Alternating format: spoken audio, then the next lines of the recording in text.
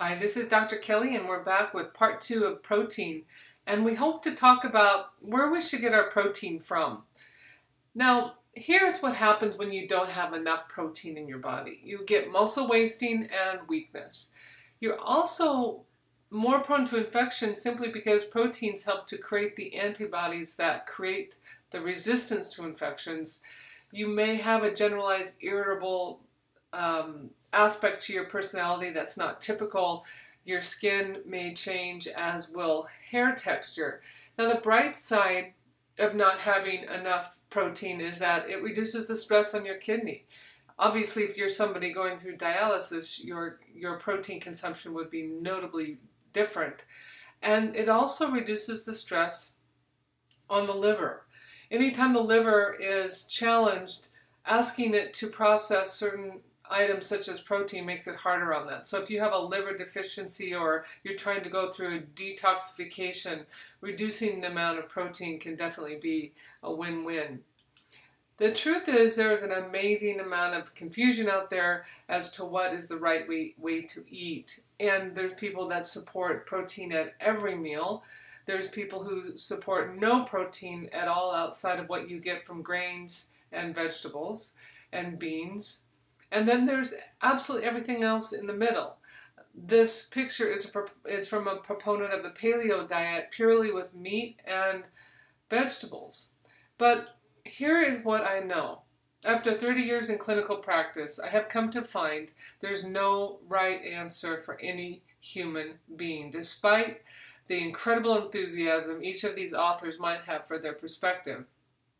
I have read all of these books and many others, and I see the truth in all of them, but it really will only stick if it works for that human being. And if you've given yourself the opportunity to eat clean and eat real foods, your body will tell you what resonates. The problem is we go from these heavily processed foods and we don't even know what our body is trying to tell us, and we'll try a new approach. Within the first 3 weeks we quit because we can't really tell. You have to first of all eat clean, and we'll talk about that in a moment. Then your body will tell you. I have seen patients who have done the paleo diet for 2 years and not dropped a pound, and they finally become vegetarian, and all of a sudden their body weight releases and they feel renewed energy, and they feel like their body is singing. And quite honestly, the reverse is true as well. As I said, there's no one right approach, but you have to first listen to your body so it can tell you. So these are some reasonable assumptions that I really wrap my arms around. The essentials to every single human being are very simple. You need water, you need fruits and vegetables, you need some protein, you need some fat, and you need some fiber, period. Now here's where the options come in. You can get your protein from plant sources or flesh. You can get your fats from plant sources, nuts and avocados, or flesh. You can get your fiber from produce or grains. Now this is where a lot of people start to argue that one way is right and one way is wrong. This is the piece that you have to discern for yourself after you've given your body some time to eat well. The non-essentials in life, the things you do not need, are sugar and alcohol, but we often choose that because we think it makes us feel better. Yes, we need some form of carbohydrate, which ultimately releases sugar, but do we need actual refined sugar? The answer to that is no.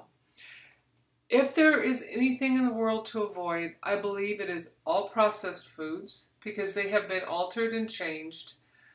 Artificial sweeteners, which are neurotoxins, and we absolutely know that people who consume artificial sweeteners tend to keep more weight on because of the challenge to the liver and the detoxification required. And soda pop, which serves absolutely no purpose at all, particularly the kind with the excess sugar of 8 to 12 teaspoons per soda, and the kind with artificial sweetener. It just doesn't do the body any good. If these were all the rules we were to follow, eating each of these, something from the essentials at every meal or close to every meal, choosing the options for how you get that based on what your body's telling you, staying away from the non-essentials and avoiding the list of what to avoid, your body will start to work in a brand new way for you if you're not already experiencing that. So here's what makes sense to me. Once you've eaten clean, listen, it will tell you what it likes. But also in the background, we need to ask ourselves what is sustainable for our environment and what makes our taste buds smile.